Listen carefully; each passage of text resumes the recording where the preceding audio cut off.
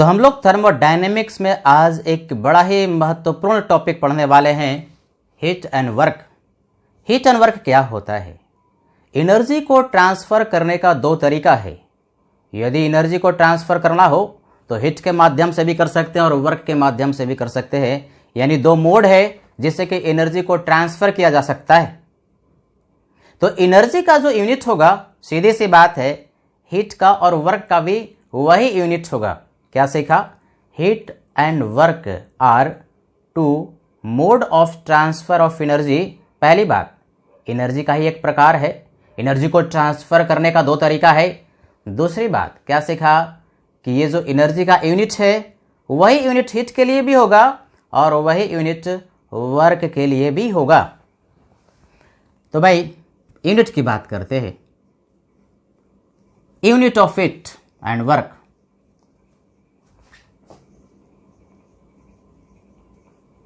क्या लगता है? एनर्जी का बहुत सारे यूनिट होते हैं, जैसे जूल, तो इसके लिए भी यूनिट होगा जूल, कैलोरी, अर्ग, इलेक्ट्रॉन वोल्ट एटसेट्रा। सबसे ज़्यादा यहाँ पर जो यूज किया जाएगा हीट और वर्क का यूनिट वो होगा जूल और कैलोरी। एक दूसरे में कन्वर्जन, एक यूनिट का दूसरे में कन्वर्जन भी बढ़िया से आना चाहिए। हो सकता है क्वेश्चन आपको जूल में दिया और आंसर जो दिया हुआ है वो ऑप्शन में कैलोरी में दिया, तो जब तक आपको कन्वर्जन नहीं आएगा आप क्वेश्चन को सॉल्व नहीं कर सकते, फाइनल आंसर तक नहीं पहुंच सकते। तो बढ़िया से याद कर लो, रट लो बिल्कुल। एक कैलोरी में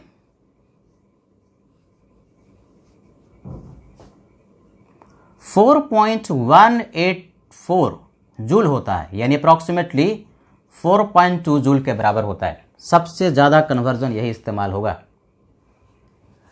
अब एक जूल में ये कम इस्तेमाल होता है, फिर भी याद रखना चाहिए 10⁻7 अर्ग के बराबर होता है। और एक इलेक्ट्रॉन वोल्ट में, ये भी का मतलब क्या? Electron volt. एक इलेक्ट्रॉन वोल्ट में 1.6 इंटू 10⁻⁻19 जूल के बराबर। बड़ा आसान है। एक इलेक्ट्रॉन वोल्ट, एक इलेक्ट्रॉन पर जो चार्ज होता है कितना होता है? 1.6 इंटू 10⁻⁻19 कूलम। वो याद है तुमको? तो एक इलेक्ट्रॉन वोल्ट में याद कर लेना है, एक इलेक्ट्रॉन पर जो चार्ज कूलम में होता है वो लिख करके और उसके बाद जूल लिख दो। तो एक इलेक्ट्रॉन वोल्ट में 1.6 इंटू 10⁻⁻19 जूल के बराबर होता है। इन सब में सबसे ज़्यादा जो इस्तेमाल होगा एक कैलोरी में अप्रॉक्सीमेटली 4.2 जूल के बराबर होता है। तो शुरुआत करेंगे हम लोग हीट से।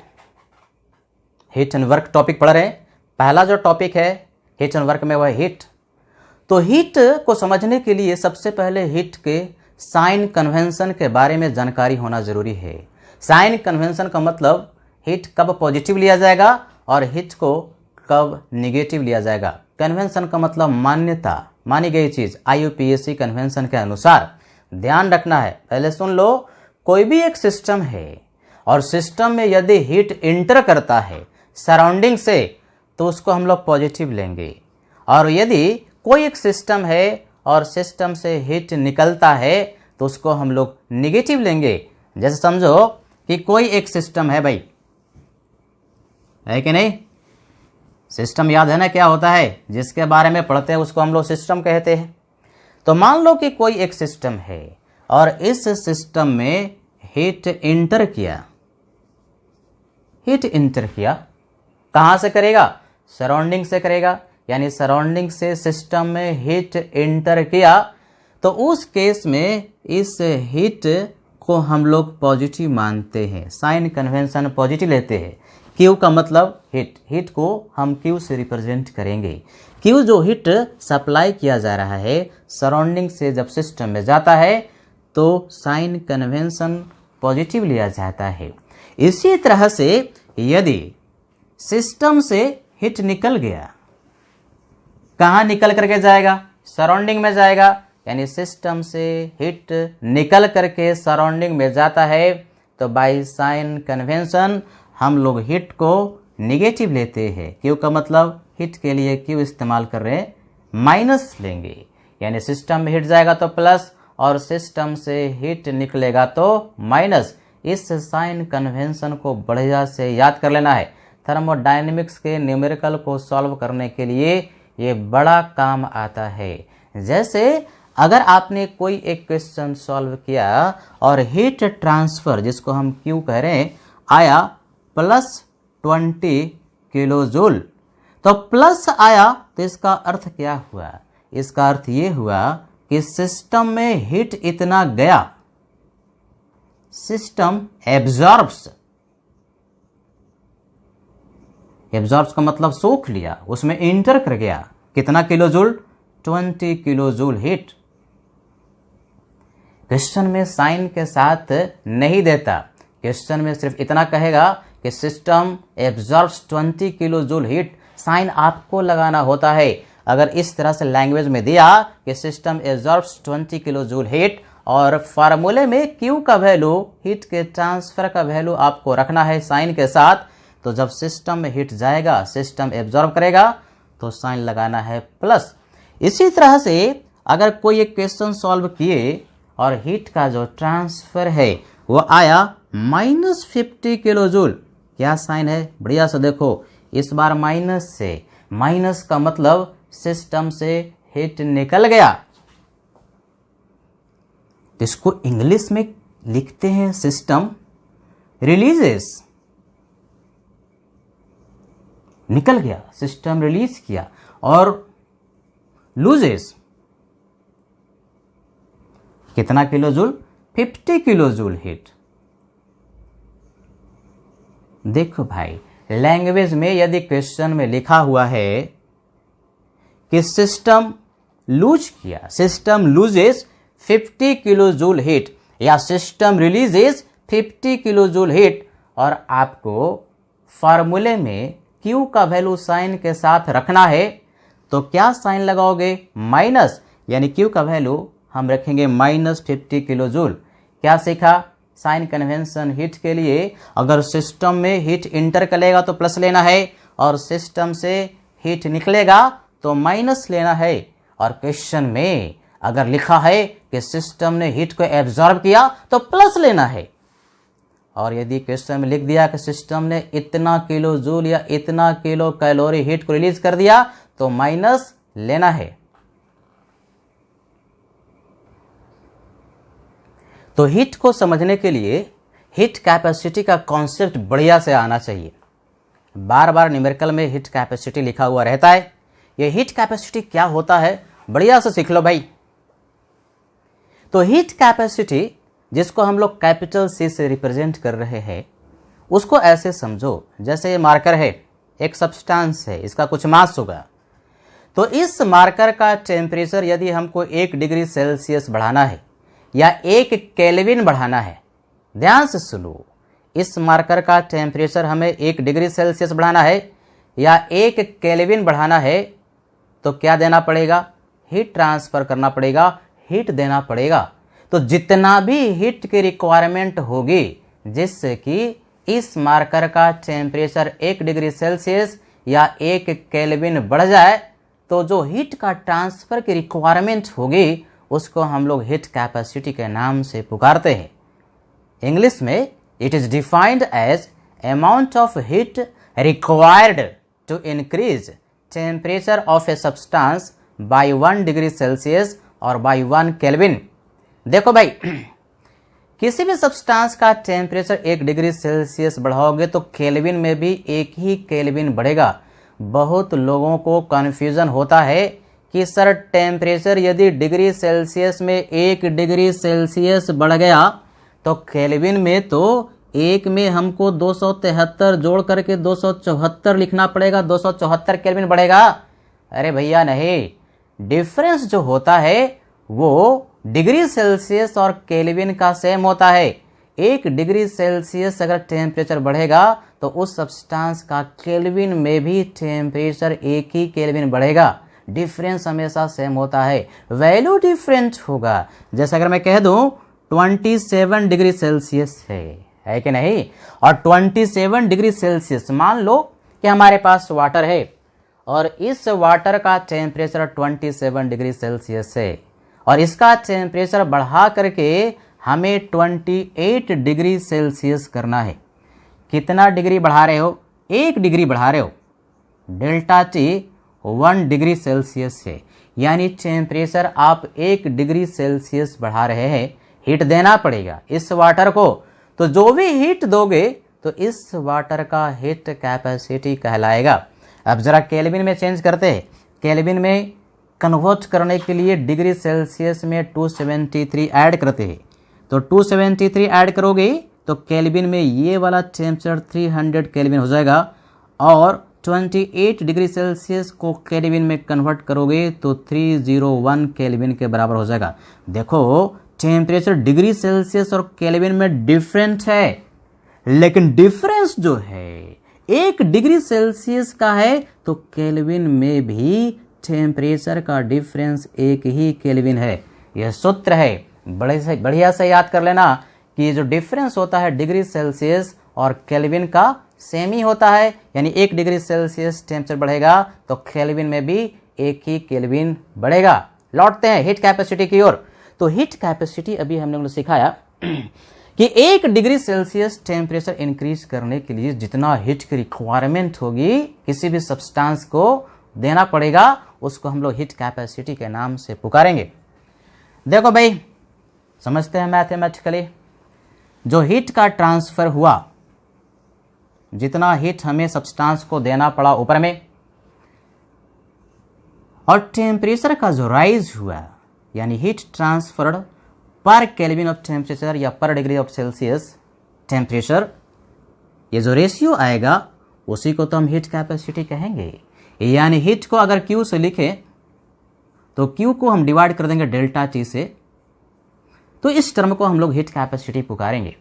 अब ये जो हीट कैपेसिटी C को हमने लिखा हीट का transfer and divide by delta T, इसका यूनिट क्या होगा रटना नहीं है, सोच सकते हैं, इसका बहुत सारा यूनिट हो सकता है। ऊपर में क्या है? Q है। Q का मतलब क्या? हीट का ट्रांसफर। अभी सिखाया था कि हीट का यूनिट या तो जूल होगा या तो कैलोरी होगा, तो ऊपर वाला Q का यूनिट मान लो कि जूल है और नीचे वाला डेल्टा T का डिग्री सेल्सियस में है, तो इसका यूनिट हो सकता है जूल पर डिग्री सेल्सियस। या फिर अगर ऊपर वाला का यूनिट अगर कैलोरी में लेते हो तो हो सकता है कैलोरी पर डिग्री सेल्सियस। या फिर डेल्टा T को अगर हम केल्विन में रखें तो हो सकता है जूल पर केल्विन या फिर कैलोरी पर केल्विन, तो ये यूनिट हुआ। अब पीछे में पहले वाले लेक्चर में सिखाया था कि किसी भी सिस्टम की 2 प्रॉपर्टी होती है, एक को कहते हैं इंटेंसिव प्रॉपर्टी और एक को कहते हैं एक्सटेंसिव प्रॉपर्टी। इंटेंसिव और एक्सटेंसिव प्रॉपर्टी क्या? जो मास पर डिपेंड करता है उसको हम लोग एक्सटेंसिव प्रॉपर्टी कहते हैं, और जो मास का इंडिपेंडेंट होता है उसको हम लोग इंटेंसिव प्रॉपर्टी कहते हैं। मार्कर जितना बड़ा होता जाएगा हीट कैपेसिटी की जो वैल्यू उतना ज़्यादा होते जाएगा। वाटर का अमाउंट जितना ज़्यादा होगा हीट की रिक्वायरमेंट 1 डिग्री सेल्सियस इंक्रीज करने के लिए उतना ज़्यादा होगा, यानी अमाउंट पर डिपेंड कर रहा है। यानी ये जो हीट कैपेसिटी हुआ वो एक एक्सटेंसिव प्रॉपर्टी है। ये सब बढ़िया से आना चाहिए। मास पर डिपेंड करने वाली प्रॉपर्टी है, एक्सटेंसिव प्रॉपर्टी है। और जितने तरह के भी हम लोग हीट कैपेसिटी पढ़ने वाले हैं, आगे भी पढ़ेंगे कुछ हीट कैपेसिटी, वो जो है पाथ पर डिपेंड करता है। डिफरेंट प्रोसेसेस के लिए हीट कैपेसिटी का वैल्यू डिफरेंट होगा। जैसे अगर मैं कह दूं कि प्रोसेस एडियाबैटिक है, एडियाबैटिक याद है तुम्हें? एडियाबैटिक एक ऐसा प्रोसेस होता है जिसमें कि हीट का ट्रांसफर नहीं होता, Q का वैल्यू 0। अरे भैया, तो हीट का ट्रांसफर 0 होगा तो हीट कैपेसिटी एडियाबैटिक के लिए 0 होगा। इसी तरह से अगर प्रोसेस जो है आइसोथर्मल है, आइसोथर्मल में ना टेम्परेचर चेंज नहीं करता, डेल्टा T का वैल्यू 0 होता है, तो डेल्टा T का वैल्यू 0 होगा तो हीट कैपेसिटी का वैल्यू इनफाइनाइट होगा। कहने का अर्थ ये हुआ कि ये जो हीट कैपेसिटी है अलग अलग प्रोसेस के लिए अलग अलग होगा। प्रोसेस पर डिपेंड कर रहा है, पाथ पर डिपेंड कर रहा है। पाथ कहो प्रोसेस कहो, बहुत कंफ्यूजन होता है सर ये पाथ क्या बोल रहे हैं प्रोसेस क्या बोल रहे हैं। अरे भाई प्रोसेस को ही पाथ कह रहे हैं, पाथ कहो या प्रोसेस कहो दोनों में कोई फर्क नहीं है। यानी हीट कैपेसिटी पाथ पर डिपेंड करता है, प्रोसेस पर डिपेंड करता है। इसीलिए हीट कैपेसिटी जो हुआ वो कैसा फंक्शन हुआ, path function. So it is path function.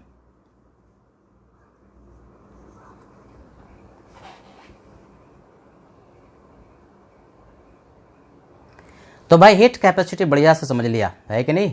ये मार्कर था 1 डिग्री सेल्सियस या 1 केल्विन बढ़ाने के लिए जितना हीट की रिक्वायरमेंट हुई, इस मार्कर का हीट कैपेसिटी कहा गया। वाटर था, वाटर का टेम्परेचर 1 डिग्री सेल्सियस बढ़ाने के लिए जितना हीट का रिक्वायरमेंट था उसको हम लोगों ने हीट कैपेसिटी कह दिया। लेकिन अगर यही जो वाटर है उसका 1 ग्राम लिया जाए, 1 ग्राम मास को डिफाइन कर दिया, 1 ग्राम यानी किसी भी सब्सटेंस का 1 ग्राम, जैसे पानी का वाटर का 1 ग्राम लिया और उस 1 ग्राम वाटर का टेम्परेचर 1 डिग्री सेल्सियस या 1 केल्विन ही इंक्रीज करना है तो हीट तो देना पड़ेगा। जितना भी हीट की रिक्वायरमेंट होगा जिससे कि वाटर का temperature 1 degree Celsius, 1 gram water का मास डिफाइंड है, 1 ग्राम वाटर का टेम्परेचर 1 डिग्री सेल्सियस बढ़ जाए तो उसको हम लोग कहेंगे स्पेसिफिक हीट कैपेसिटी। यानी heat capacity per unit mass, heat capacity पर ग्राम, 1 ग्राम किसी भी सब्सटेंस का 1 डिग्री सेल्सियस या 1 केल्विन टेम्परेचर इंक्रीज करने के लिए जो हीट का रिक्वायरमेंट होता है उसको हम लोग स्पेसिफिक हीट कैपेसिटी के नाम से पुकारते हैं। सिंपल शब्दों में समझो तो heat capacity per unit mass, 1 ग्राम के लिए जो हीट कैपेसिटी होगा उसको स्पेसिफिक हीट कैपेसिटी कहेंगे। मास को डिफाइन कर दिया। अपने से सीखते हैं, रटना नहीं है, बढ़िया से देखो। अभी हीट कैपेसिटी क्या लिखा था, हीट जो ट्रांसफर किया गया and divide by delta T, है कि नहीं, इसको बोला गया था हीट कैपेसिटी। लेकिन यही अगर पर यूनिट मास कर दिया जाए, m से डिवाइड कर दिया तो heat capacity per unit mass, इसको हम लोग कहते हैं स्पेसिफिक हीट कैपेसिटी, जिसको कि स्मॉल s से रिप्रेजेंट करेंगे। यानी Q क्या, हीट के ट्रांसफर के लिए हम नोटेशन Q ले रहे हैं तो Q divide by m delta T. ध्यान रहे ये जो m है वो मास है एंड बाय डेफिनेशन मास जो होना चाहिए वो ग्राम में होना चाहिए, है कि नहीं। तो इसको हम लोग स्पेसिफिक हीट कैपेसिटी के नाम से पुकारते हैं। तो ये हो गया स्पेसिफिक हीट कैपेसिटी।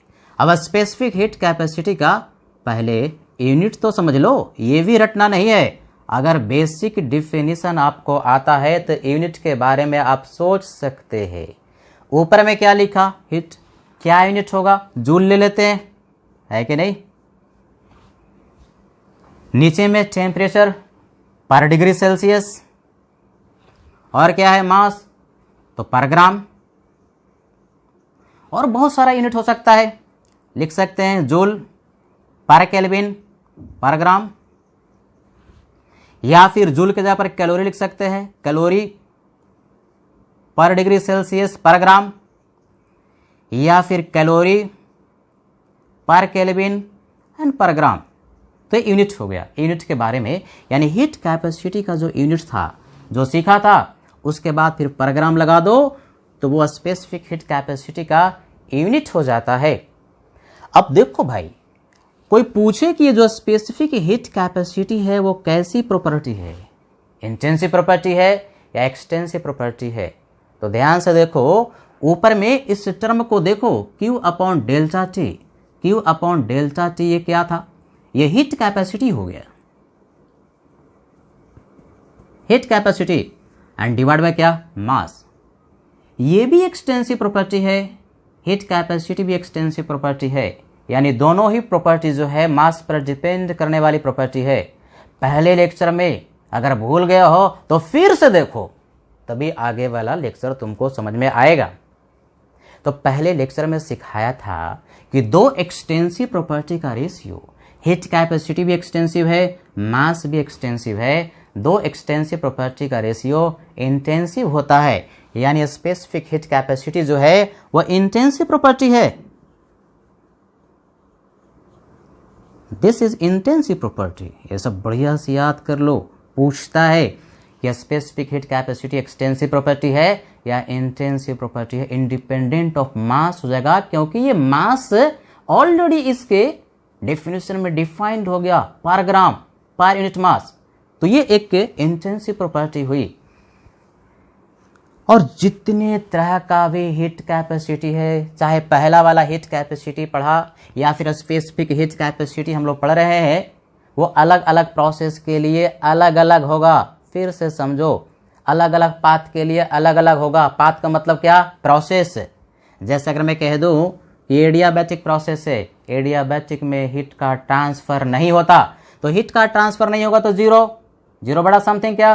जीरो। यानी स्पेसिफिक हीट कैपेसिटी का वैल्यू एडियाबैटिक के लिए जीरो हो जाएगा। आइसोथर्मल अलग प्रोसेस अलग पाथ, डेल्टा टी का वैल्यू जीरो, तो एस का वैल्यू इनफाइनाइट हो जाएगा। यानी अलग अलग प्रोसेस के लिए स्पेसिफिक हीट कैपेसिटी का वैल्यू भी अलग अलग होगा।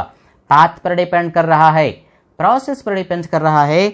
इसीलिए ये जो स्पेसिफिक हीट कैपेसिटी जो है भाई, ये specific heat capacity is path function. It is a path function. ध्यान रहे, मैं बार बार कह रहा हूं, दिमाग में बना लो, जितने तरह का भी हीट कैपेसिटी हम लोगों ने पढ़ा और आगे पढ़ेंगे, सारा का सारा पाथ फंक्शन का एग्जाम्पल होगा। अब हम लोगों ने दो तरह का हीट कैपेसिटी पढ़ लिया। एक हीट कैपेसिटी पूरे सब्सटेंस के लिए 1 डिग्री सेल्सियस टेम्परेचर इंक्रीज करने के लिए जितना हीट देना पड़ता है उसको हम लोग कहेंगे हीट कैपेसिटी। वही सब्सटेंस अगर 1 ग्राम लिया जाए, यानी heat capacity per unit mass, 1 ग्राम सब्सटेंस का 1 डिग्री सेल्सियस टेम्परेचर बढ़ाना है तो जितना हीट देना पड़ेगा उसको बोलेंगे स्पेसिफिक हीट कैपेसिटी। तो जैसे हीट कैपेसिटी पढ़ा, स्पेसिफिक हीट कैपेसिटी पढ़ा, उसी तरह से हम लोग समझ सकते हैं कि मोलर हीट कैपेसिटी क्या होगा। बड़ा आसान है, इसी से समझ लेते हैं भाई। देखो, मोलर हीट कैपेसिटी हमने लिख दिया। मोलर का मतलब क्या? 1 मोल के लिए। मोलर हीट कैपेसिटी को हम लोग सीएम लिखेंगे। सी का मतलब क्या? Heat capacity. एम का मतलब मोलर। बड़ा आसान। मोलर का मतलब 1 मोल के लिए, यानी 1 मोल कोई सब्सटेंस है और उसका टेम्परेचर यदि 1 डिग्री सेल्सियस या 1 केल्विन बढ़ाते हो तो उसके लिए जितना हीट का रिक्वायरमेंट होगा उसको हम लोग मोलर हीट कैपेसिटी के नाम से पुकारेंगे। जैसे ये वाटर है और वाटर का 1 मोल लिया, 1 मोल वाटर का मतलब कितना ग्राम? 1 मोल में उसके मोलर मास से गुना करो 18, यानी 18 ग्राम वाटर है, H2O लिक्विड है। तो 18 ग्राम H2O लिक्विड का मतलब 1 मोल वाटर लिया और उसका टेम्परेचर हमको 1 डिग्री सेल्सियस या 1 केल्विन इंक्रीज करना है, तो जितना हीट का रिक्वायरमेंट होगा ना उसको बोलेंगे मोलर हीट कैपेसिटी। मैथमेटिकली समझते हैं, रटना नहीं है, समझ लेते हैं ना लिख करके, रटने की जरूरत नहीं पड़ती। Thermodynamics is most important topic and very easy, very interesting. इससे इंटरेस्टिंग टॉपिक दुनिया में कोई नहीं हुआ। तो देखो भाई, स्पेसिफिक हीट कैपेसिटी के जगह पर हम यहाँ पर लिखते हैं मोलर हीट कैपेसिटी। तो हीट कैपेसिटी पर मोल, हीट कैपेसिटी पर मोल। तो यहां तक अभी जो हमने लिखा है हीट अपॉन डेल्टा टी जो है ना, ये हीट कैपेसिटी है। पर मोल कर दिया, एन से डिवाइड कर दिया, तो हमारे पास अब जो फार्मूला निकल करके आया वो क्या आया? एक एक पॉइंट को ध्यान से देखोगे। ऊपर में क्यू है और नीचे में एन डेल्टा टी है कि नहीं? तो मोलर हीट कैपेसिटी के लिए एक फार्मूला आ गया, हीट का ट्रांसफर 1 डिग्री सेल्सियस टेम्परेचर बढ़ाने के लिए 1 मोल सब्सटेंस के लिए जो करना पड़ेगा उसको मोलर हीट कैपेसिटी कहेंगे। या हीट कैपेसिटी पर मोल, हीट कैपेसिटी पर मोल, उसको बोलेंगे मोलर हीट कैपेसिटी। तो यहां से एक फार्मूला निकल करके आ जाएगा, इसको रट भी लेना है, याद भी कर लेना है। Q equal to N number of mole CM delta T, यानी ये जो N है वो है क्या? Number of mole. ये फॉर्मूला बढ़िया से याद कर लेना। तो ये क्यू है, यानी डेफिनिट अमाउंट ऑफ हीट का ट्रांसफर हो रहा है, तो एनसीएम डेल्टा टी। और यही अगर बहुत स्मॉल क्वांटिटी हीट का ट्रांसफर हो रहा है तो उसको हम लोग डी क्यू भी कहते हैं। डी क्यू ये लिखेंगे N C M D T, a small quantity of heat transferred. अब जरा यहां पर इसके यूनिट की बात करते हैं, ये भी रटना नहीं है। हीट कैपेसिटी पर मोल, तो हीट कैपेसिटी का जो यूनिट था, हीट कैपेसिटी का जो यूनिट था हर जगह उसको हमने लिख दिया है कि नहीं, ये तो पढ़े थे, जूल पर डिग्री सेल्सियस या जूल पर केल्विन, कैलोरी पर डिग्री सेल्सियस या कैलोरी पर केल्विन। क्या करना है, हीट कैपेसिटी पर मोल है तो खाली इसमें पर मोल लिख दो भाई, पर मोल, पर मोल लिख दो, है कि नहीं। तो यूनिट आपको मिल गया मोलर हीट कैपेसिटी का। मोलर हीट कैपेसिटी सबसे ज्यादा इंपॉर्टेंट है, मोस्ट इंपॉर्टेंट, यानी जब तक थर्मोडायनेमिक्स आगे अब हम लोग पढ़ते रहेंगे, मोलर हीट कैपेसिटी पीछा छोड़ने वाला नहीं है। तरह तरह का मोलर हीट कैपेसिटी पढ़ा जाता है, लिया जाएगा, जो कि आगे हम लोग पढ़ेंगे। आगे बढ़ते हैं, कैसी प्रॉपर्टी है, इंटेंसिव प्रॉपर्टी है कि एक्सटेंसिव प्रॉपर्टी है। तो फिर से देखो, heat capacity divide by number of mole, heat capacity extensive property, mole भी एक्सटेंसिव प्रॉपर्टी, दो एक्सटेंसिव प्रॉपर्टी का रेशियो इंटेंसिव होता है। यानी कि मोलर हीट कैपेसिटी जो है वो एक इंटेंसिव प्रॉपर्टी है। मोल को डिफाइन कर दिया, अमाउंट को डिफाइन कर दिया तो मास का इंडिपेंडेंट हो गया, तो इंटेंसिव प्रॉपर्टी है। और फिर से करो, जितने तरह का भी हीट कैपेसिटी आप लोगों ने पढ़ा, तो जो हीट कैपेसिटी जितने तरह का भी, यानी heat capacity, specific heat capacity, molar heat capacity, सारे के सारे पाथ फंक्शन है। 2 सेकंड में हम लोग समझते हैं हीट कैपेसिटी। पूरे अमाउंट का, पूरे सब्सटेंस का टेम्परेचर 1 डिग्री सेल्सियस, यानी अगर पूरा जितना पानी इसमें रखा है 1 डिग्री सेल्सियस बढ़ाना है तो जो हीट का रिक्वायरमेंट होगा हीट कैपेसिटी कहलाएगा। इसी में से 1 ग्राम पानी निकाला और 1 ग्राम पानी का टेम्परेचर 1 डिग्री सेल्सियस बढ़ाना है, जितना हीट देना पड़ेगा स्पेसिफिक हीट कैपेसिटी कहलाएगा। और 1 मोल वाटर का टेम्परेचर 1 ही डिग्री सेल्सियस बढ़ाना है तो जितना हीट देना पड़ेगा, जितना हीट का रिक्वायरमेंट होगा, उसको हम लोग मोलर हीट कैपेसिटी के नाम से पुकारेंगे। मोलर हीट कैपेसिटी और स्पेसिफिक हीट कैपेसिटी जो है, ये दोनों इंटेंसिव प्रॉपर्टी है, मास का इंडिपेंडेंट होता है, जहाँ की हीट कैपेसिटी एक्सटेंसिव प्रॉपर्टी है। लेकिन जितने भी हीट कैपेसिटी हैं सारे के सारे पाथ पर डिपेंड करते हैं, प्रोसेस पर डिपेंड करते हैं। Molar heat capacity is very important. तो कोई भी हीट कैपेसिटी, जैसे हम लोगों ने पढ़ा कि एक पाथ फंक्शन है, अलग अलग प्रोसेस के लिए हीट कैपेसिटी का वैल्यू अलग अलग होगा। तो मोलर हीट कैपेसिटी भी प्रोसेस ड्रिवन है, अलग अलग प्रोसेस के लिए मोलर हीट कैपेसिटी का वैल्यू भी अलग अलग होगा। जैसे समझते भाई, बड़ा आसान। मोलर हीट कैपेसिटी का जो फार्मूला लिखा गया वो था Q and divide by N delta T, है कि नहीं। अब ये मोलर हीट कैपेसिटी का वैल्यू अलग अलग प्रोसेस के लिए अलग अलग होता है, पाथ पर डिपेंड करता है। सर ये बोल रहे हैं कैसे होता है, बताइए। मान लो कि प्रोसेस जो है एडियाबैटिक है कि नहीं, प्रोसेस एडियाबैटिक है। एडियाबैटिक प्रोसेस एक ऐसा प्रोसेस होता है जिसमें हीट का ट्रांसफर नहीं होता। पहला लेक्चर पढ़ कर आओ, फिर यहाँ पर पढ़ाई करो, अदरवाइज समझ में नहीं आएगा भाई। तो एडियाबैटिक प्रोसेस है, हीट का ट्रांसफर यानी Q का वैल्यू 0, तो 0 divide by N delta T। बताओ कितना आया, 0। यानी एडियाबैटिक प्रोसेस के लिए मोलर हीट कैपेसिटी का वैल्यू 0 होगा। चलो एक और प्रोसेस लेते हैं, आइसोथर्मल। ये कैसा प्रोसेस होता है, एक ऐसा प्रोसेस होता है जिसमें कि टेम्परेचर कांस्टेंट होता है, टेम्परेचर चेंज नहीं करता, डेल्टा T का वैल्यू 0 होता है। तो आइसोथर्मल प्रोसेस के लिए मोलर हीट कैपेसिटी की वैल्यू लिख करके देखते हैं, Q and divide by N, delta T का वैल्यू इसके लिए 0 होता है भाई। तो डेल्टा T का वैल्यू 0 पुट कर दो तो कितना हो गया, इनफाइनाइट। अर्थात आइसोथर्मल प्रोसेस के लिए मोलर हीट कैपेसिटी का वैल्यू इनफाइनाइट। प्रोसेस अलग अलग, मोलर हीट कैपेसिटी का वैल्यू अलग अलग, यानी मोलर हीट कैपेसिटी डिपेंड करता है पाथ पर, पाथ फंक्शन है, प्रोसेस पर डिपेंड करता है, प्रोसेस कहो पाथ कहो दोनों ही सेम चीज़ होती है। तो ये जो मोलर हीट कैपेसिटी है, थर्मोडायनेमिक्स में दो प्रोसेस बड़ा इंपॉर्टेंट है जिसके लिए मोलर हीट कैपेसिटी बार बार आता है। एक molar heat capacity constant pressure पर और एक molar heat capacity at constant volume. तो हम लोग पहले पढ़ेंगे, डिटेल में पढ़ेंगे, बढ़िया से पढ़ेंगे, और जब तक थर्मोडायनेमिक्स आप पढ़ते रहेंगे मोलर हीट कैपेसिटी Cp और Cv आता ही रहेगा। तो you need to be very careful, बहुत बढ़िया से सीखना है मोलर हीट कैपेसिटी अलग अलग प्रोसेस के लिए। देखो भाई, एक जो प्रोसेस हम लोग ले रहे हैं वो कांस्टेंट प्रेशर पर at constant pressure.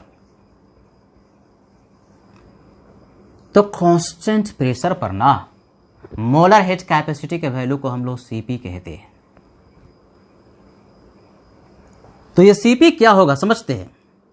Molar heat capacity कैसे लिखते थे, हीट का transfer and divide by n delta T।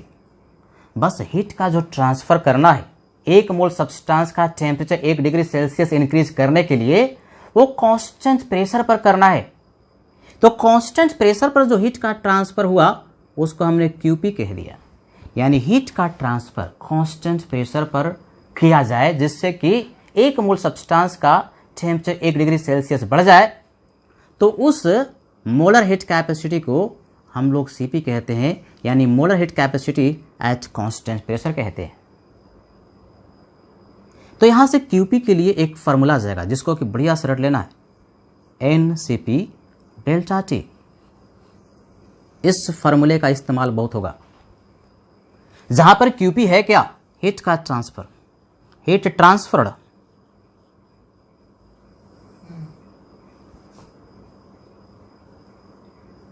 At constant pressure.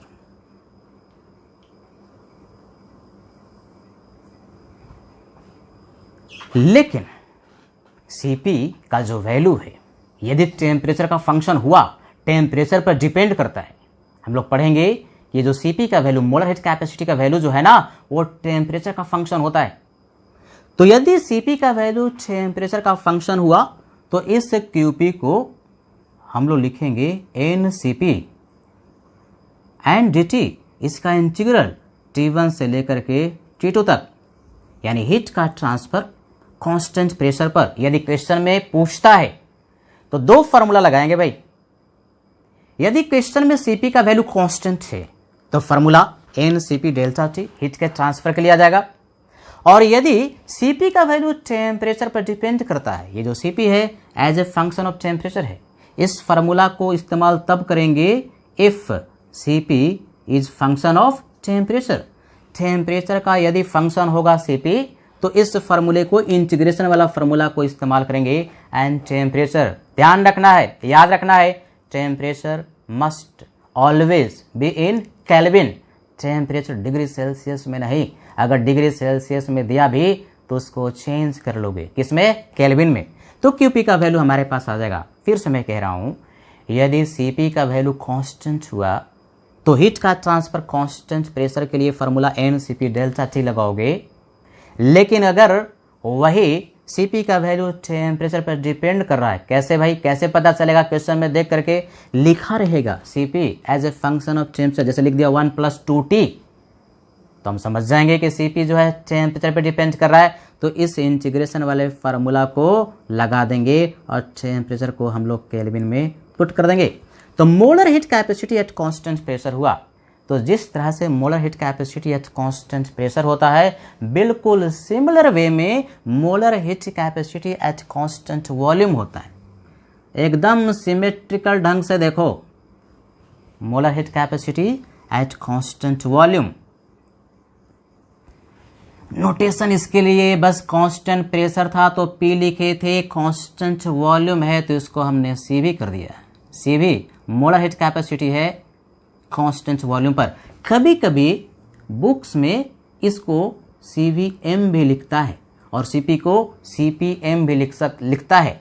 B का मतलब क्या, वॉल्यूम कांस्टेंट है, पी का मतलब प्रेशर कांस्टेंट है, और एम का मतलब molar heat capacity at constant volume.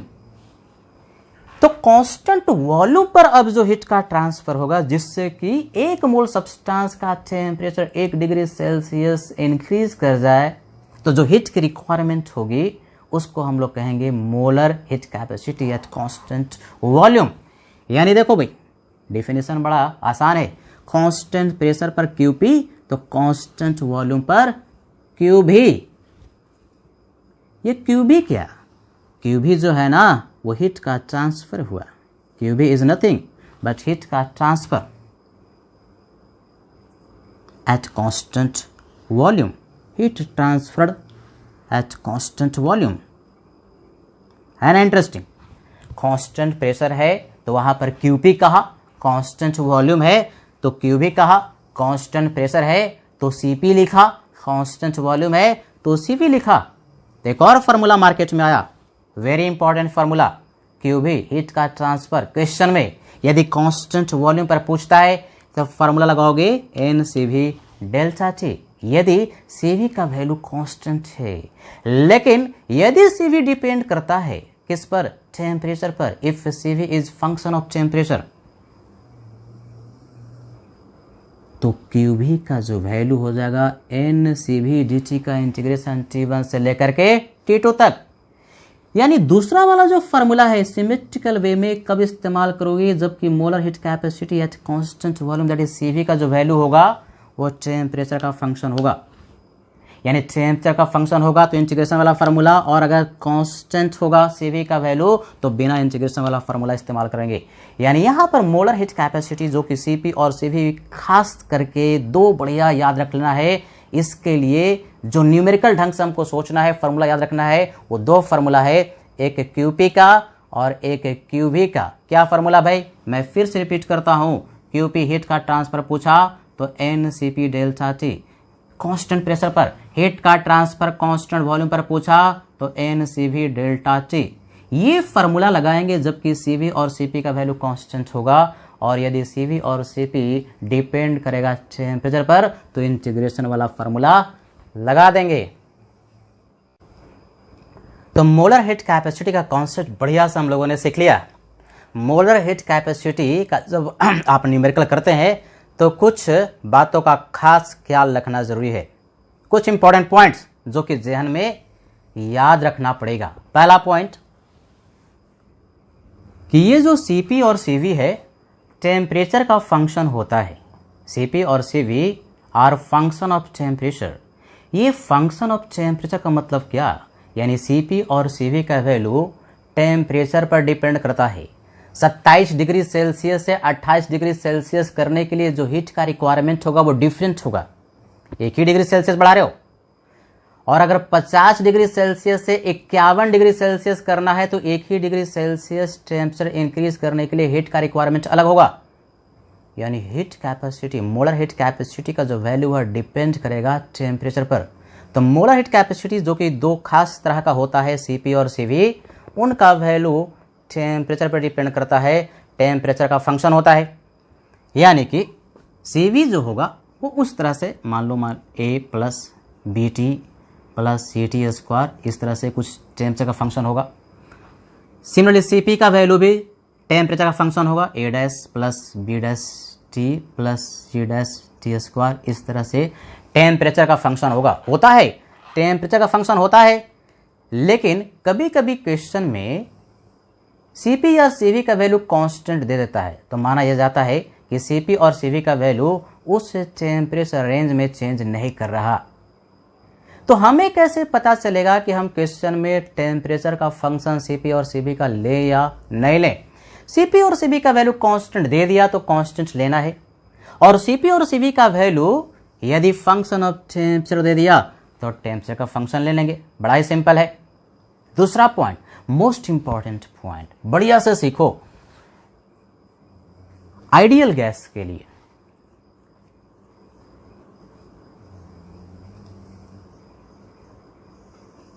किसके लिए, आइडियल गैस के लिए, रियल गैस के लिए नहीं।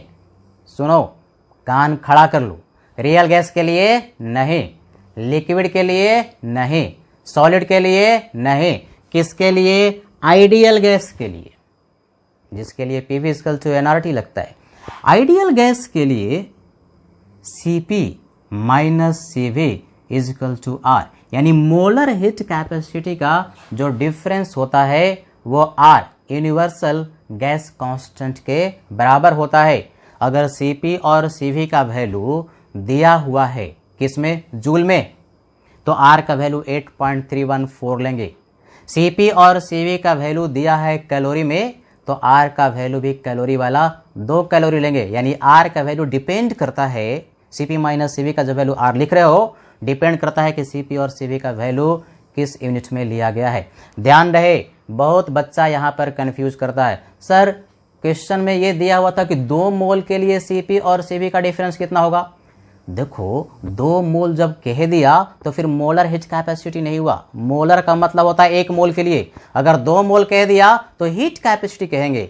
हीट कैपेसिटी आइडियल गैस के लिए 2 मोल का जो डिफरेंस होगा Cp माइनस CV का 1 मोल के लिए R, तो 2 मोल के लिए 2R के बराबर होगा। लेकिन 2 मोल कह दिया तो फिर मोलर हीट कैपेसिटी नहीं, हीट कैपेसिटी कहेंगे। बात क्लियर हुई? 2 मोल के लिए हीट कैपेसिटी का डिफरेंस आइडियल गैस के लिए 2R, 3 मोल के लिए 3R, n मोल के लिए nR। लेकिन मोलर हीट कैपेसिटी का शाब्दिक अर्थ ही होता है 1 मोल के लिए। तो मोलर हीट कैपेसिटी का डिफरेंस Cp माइनस CV किसके लिए? बोलो साहब, आइडियल गैस के लिए। किसके बराबर? R के बराबर। ये सूत्र नहीं, महासूत्र है, तो इसको बढ़िया से याद रखना। तीसरा पॉइंट, यदि लिक्विड है या सॉलिड है, न्यूमेरिकल लिक्विड का हो या सॉलिड का हो, तो इसके लिए Cp का वैल्यू अप्रॉक्सीमेटली CV के बराबर होता है। यानी हीट का ट्रांसफर 1 डिग्री सेल्सियस बढ़ाने के लिए लिक्विड हो या सॉलिड हो, कांस्टेंट वॉल्यूम पर करो प्रोसेस को या कांस्टेंट प्रेशर पर करो, हीट का रिक्वायरमेंट सेम ही होता है। ऐसा क्यों होता है? ऐसा इसलिए होता है कि लिक्विड और सॉलिड जो होते हैं ऑलमोस्ट इनकॉम्प्रेसिबल होते हैं, यानी उनका वॉल्यूम ना के बराबर चेंज करता है। तो जो भी हीट दोगे, चाहे कांस्टेंट प्रेशर पर दे रहे हो, कांस्टेंट वॉल्यूम पर दे रहे हो, कांस्टेंट वॉल्यूम पर तो जो भी आप हीट दे रहे हैं वो पूरा का पूरा हीट यूज हो जा रहा है। टेम्परेचर को बढ़ाने पर, यानी वॉल्यूम कांस्टेंट है तो वर्क हो ही नहीं रहा। वॉल्यूम कांस्टेंट होता है तो वर्क का वैल्यू 0 होता है। तो जो भी आप हीट दे रहे हैं वो पूरा का पूरा टेम्परेचर को इंक्रीज करने में ही चला जा रहा है। लेकिन कांस्टेंट प्रेशर पर यदि गैस है तो प्रेशर को कांस्टेंट रखने के लिए आप टेम्परेचर बढ़ाएंगे तो वॉल्यूम भी बढ़ेगा। वॉल्यूम बढ़ेगा इसका मतलब वर्क हुआ, तो कुछ जो हीट है वो यूज हो जाता है, बर्बाद हो जाता है वर्क करने में। तो पूरा का पूरा हीट कांस्टेंट प्रेशर पर उस सब्सटेंस के, उस गैस के टेम्परेचर को इंक्रीज करने में नहीं जाता। तो 1 ही डिग्री सेल्सियस अगर गैस का टेम्परेचर, आइडियल गैस का टेम्परेचर इंक्रीज करना है कांस्टेंट प्रेशर पर, तो उसका वैल्यू ज़्यादा होगा और कांस्टेंट वॉल्यूम पर कम होगा, क्योंकि कांस्टेंट प्रेशर पर कुछ हीट यूज हो जाता है वर्क करने में, एक्सपेंशन में। यहाँ पर पूरा का पूरा जो हीट है वो चला जाता है टेम्परेचर को बढ़ाने पर। तो यहाँ पर हीट की कांस्टेंट वॉल्यूम पर हीट की रिक्वायरमेंट कम होगी 1 डिग्री बढ़ाने के लिए, और कांस्टेंट प्रेशर पर हीट का जो रिक्वायरमेंट है वो ज़्यादा होगा। तो आइडियल गैस के लिए Cp का वैल्यू CV से ज़्यादा होता है। कितना ज़्यादा? तो Cp minus CV equal to R। लेकिन कह रहे हैं कि लिक्विड और सॉलिड के लिए Cp और CV का वैल्यू अप्रॉक्सीमेटली सेम। लिक्विड और सॉलिड ना ये ऑलमोस्ट इनकॉम्प्रेसिबल होते हैं। अब कहोगे इनकॉम्प्रेसिबल का मतलब क्या है सर? जिसका वॉल्यूम ना के बराबर चेंज करता हो, जिसका वॉल्यूम लगभग कांस्टेंट रहता है। तो आप हीट चाहे कांस्टेंट प्रेशर पर दो या कांस्टेंट वॉल्यूम पर दो, वर्क होना ही नहीं है, वॉल्यूम चेंज ही नहीं करना। तो जो भी आप हीट देंगे पूरा का पूरा इस्तेमाल टेम्परेचर को इंक्रीज करने में ही हो जाएगा। तो हीट का रिक्वायरमेंट कांस्टेंट प्रेशर पर भी उतना ही होगा और कांस्टेंट वॉल्यूम पर भी उतना ही होगा। तो याद रखने वाली बात, लिक्विड और सॉलिड के लिए Cp और CV का वैल्यू अप्रॉक्सीमेटली सेम होता है। और सबसे ज़्यादा जो न्यूमेरिकल में आने वाला है, जिसका कि सबसे ज़्यादा इस्तेमाल होने वाला है, ये सेकेंड वाला पॉइंट, आइडियल गैस के लिए मोलर हीट कैपेसिटी का डिफरेंस R के बराबर होता है। अब जब हम लोगों ने बेसिक कॉन्सेप्ट हीट कैपेसिटी का पढ़ लिया तो उसको न्यूमेरिकल से बढ़िया से समझते हैं। एक क्वेश्चन है जिसमें दिया है number of mole of ideal gas, 2 है, नंबर ऑफ मोल दिया 2, n का वैल्यू दे दिया, जिसमें कि T1 का मतलब इनिशियल टेम्परेचर 27 डिग्री सेल्सियस था, T2 टेम्परेचर 127 डिग्री सेल्सियस है, यानी हीट किया जा रहा है 27 डिग्री सेल्सियस से 127 डिग्री सेल्सियस। CV का वैल्यू दिया है, मोलर हीट कैपेसिटी का वैल्यू कांस्टेंट वॉल्यूम पर दिया 1 + 2T जूल पर मोल पर केल्विन, यानी टेम्परेचर किस में है, केल्विन में। CV का वैल्यू दे दिया। क्या निकालना है, QV और QP। QV का मतलब हीट का ट्रांसफर कांस्टेंट वॉल्यूम पर, QP का मतलब हीट का ट्रांसफर कांस्टेंट प्रेशर पर। तो क्वेश्चन का ए पार्ट की बात करते हैं जिसमें कि QV पूछा, देखोगे बढ़िया से। अब जो हम पूछते हैं, मुझे बताओ यहाँ पर क्वेश्चन में जो CV है क्या टेम्परेचर का फंक्शन है, क्लियरली दिया है भाई 1 + 2T, यानी कि CV कांस्टेंट नहीं है बल्कि टेम्परेचर पर डिपेंड कर रहा है। तो QB के लिए कौन सा फार्मूला, एक जिसमें कि CV कांस्टेंट था NCV ΔT वो वाला फार्मूला, या इंटीग्रेशन वाला फार्मूला इस्तेमाल होगा जिसमें कि NCV dt और उसको इंटीग्रेट करके लिखे थे। तो अभी ऐसी बात है, सिखाया था कि अगर CV का वैल्यू टेम्परेचर का फंक्शन है तो इंटीग्रेशन वाला फार्मूला इस्तेमाल करेंगे। तो लिखते हैं ना formula, N number of mole CV dt और इसको इंटीग्रेट करेंगे T1 से लेकर के T2 तक। Temperature must always be in kelvin. क्या ये टेम्परेचर केल्विन में है, नहीं है, किस में दिया, डिग्री सेल्सियस में।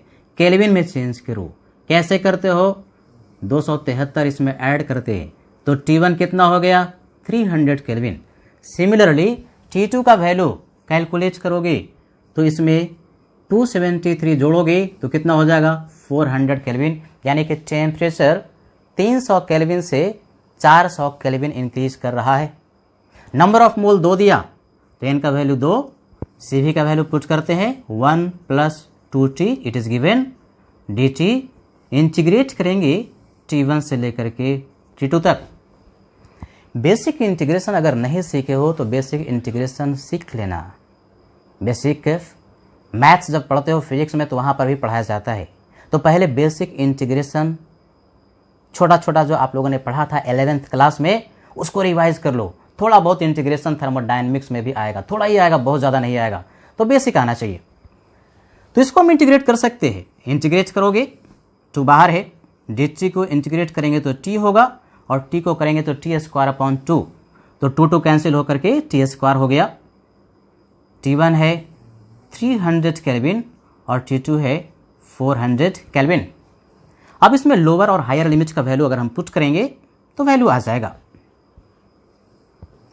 2T higher minus lower T2 minus T1 and plus T² का डिफरेंस दैट इज 400² माइनस 300², इसका डिफरेंस। इसको जब सॉल्व करोगे तो सॉल्व करके हीट का ट्रांसफर कांस्टेंट वॉल्यूम पर आ जाएगा, जो कि किस में आएगा, जूल में आएगा, क्योंकि CV का वैल्यू जूल में दिया हुआ है। क्वेश्चन का दूसरा पार्ट, पी पार्ट, QP पूछता है। ये QP क्या होता है, QP होता है हीट का ट्रांसफर कांस्टेंट प्रेशर पर। इसके लिए कौन सा फार्मूला, इंटीग्रेशन वाला ही क्यों लगेगा, क्योंकि CV अगर टेम्परेचर पर डिपेंड कर रहा तो CP भी टेम्परेचर पर डिपेंड करेगा। कैसा गैस है, आइडियल गैस है, क्या दिया CV, क्या चाहिए CP। तो इसके जस्ट पहले वाले थ्योरी में पढ़ाया था कुछ नोट्स, ये CP minus CV molar heat capacity का जो डिफरेंस होता है आइडियल गैस के लिए R के बराबर होता है कि नहीं। तो NCP dt का इंटीग्रेशन ही लेंगे T1 से लेकर के T2 तक। अब यहाँ पर CP तुम्हें कैलकुलेट करना पड़ेगा, CP minus CV equal to R, तो CP equal to CV plus R। ध्यान से देखो कि R का क्या यूनिट हम रख रहे हैं, CV का वैल्यू जूल में है, 1 + 2T जूल में, तो R का वैल्यू भी जूल में 8.314 जूल पर मोल पर केल्विन। अगर यही कैलोरी में होता CV का वैल्यू तो R का वैल्यू 2 पुट करते कैलोरी में। तो भाई तुम्हारे पास ये निकल करके आया 9.314 n प्लस 2t, किसमें? जूल पर मोल एंड पर केल्विन। किसका वैल्यू आया? Cp का वैल्यू आ गया। अब Cp का वैल्यू अगर आ गया आपके पास तो Qp का वैल्यू इंटीग्रेट करके निकाल सकते हैं। नंबर ऑफ मोल 2, Cp का वैल्यू 9.314 प्लस 2t dt, इसको इंटीग्रेट करोगे 300 केल्विन से लेकर के 400 केल्विन तक। 2 को बाहर रखो, ये हो जाएगा 9.314t n plus T square. ये 2t को ना इंटीग्रेट करोगे तो t का पावर 2/2, तो 2 क्या हो जाएगा? कैंसिल हो जाएगा। लिमिट पुट करेंगे 300 से 400 तक, है कि नहीं? तो इसको सॉल्व करेंगे। 2 9.314 400 minus 300 N plus T square, that is equal to 400 square minus 300 square. ये जो आंसर आएगा वो किस में आ जाएगा? जूल में आ जाएगा। क्यों जूल में आएगा? क्योंकि Cv का वैल्यू अगर जूल तो Cp का वैल्यू भी जूल में आएगा। तो Cp का वैल्यू अगर जूल है तो हीट का ट्रांसफर Qp भी जूल में ही आएगा।